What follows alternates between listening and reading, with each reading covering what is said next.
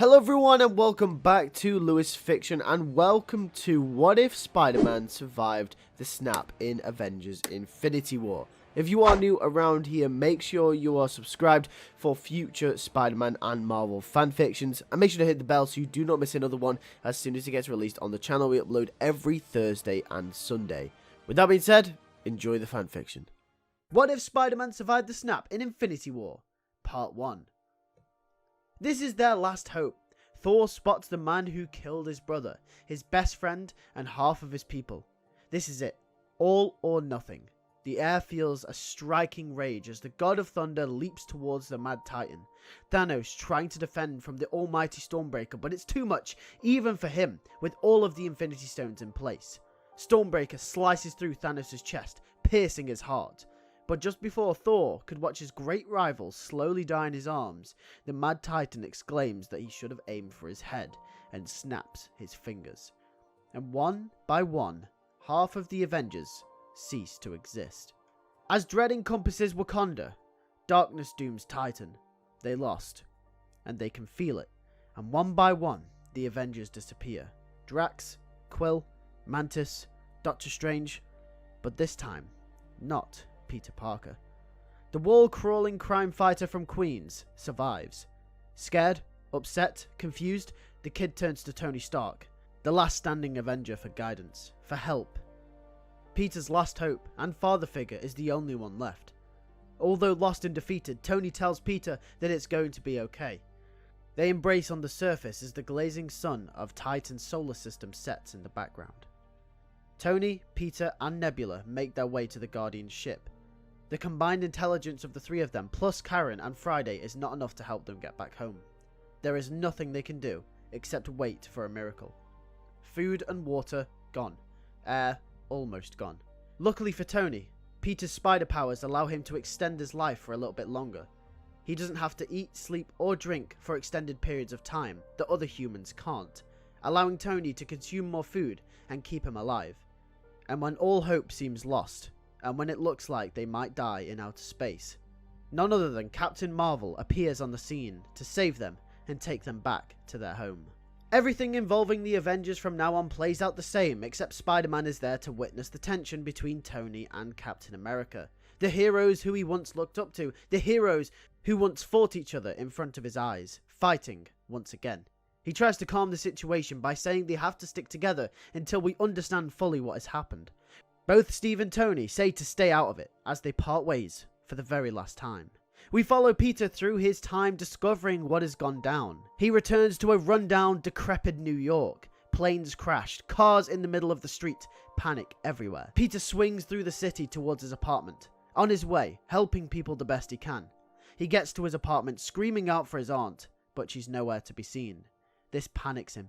He goes looking for her until Peter admits the inevitable has happened. Aunt May, practically his mother, has become a victim of Thanos, taken from him. This sends Peter into a patch of darkness. I think this scenario is really interesting for a character like Spider-Man, since we've never really seen him in this sort of position before. Not only is it Aunt May that is deceased, but his friends too. Ned, MJ, Liz, Flash, everyone. Peter, for once in his life, has absolutely no one to turn to, no one to care for, no one to live for. The idea of losing Aunt May was always something that plagued his mind ever since he started this thing, and now he has. He couldn't stop Thanos. Peter makes contact with the Avengers and says there must be a way to get everyone back. There has to be. But the Avengers admit defeat. There is no way. They lost. Until they get a radiation signal, a massive energy force has been used halfway across the galaxy, in which the Avengers, led by Cap, go and try and get the stones back. Peter goes with them on this mission. Once in contact, Peter loses it, holding Thanos by his neck, saying he took his Aunt May from him and he's going to pay. They ask where the stones are, and Thanos says that he destroyed them. They were too powerful, even for him. He made sure they were destroyed for good, to avoid temptation of the stones once again. His purpose was fulfilled.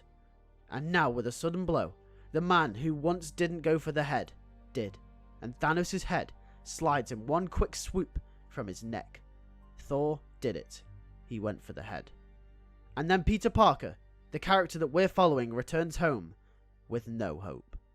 And therefore, for the next few years, Peter will almost become a Ronin-type character, but one that story goes from being in grievance from losing his aunt, to one that learns to be more hopeful. In the 5-year time jump, Peter will have gone from a bitter, rageful, revenge-filled boy who wants vengeance for his aunt and his friends, to a man who just wants to help people who are left. Because he knows, and comes to learn, that being Spider-Man is what his aunt would have wanted him to be. He would have wanted to be the hopeful hero who helped the people that were left, similar to how Aunt May helped the people of Feast. Peter will go through the city making it a better place, helping people where he can.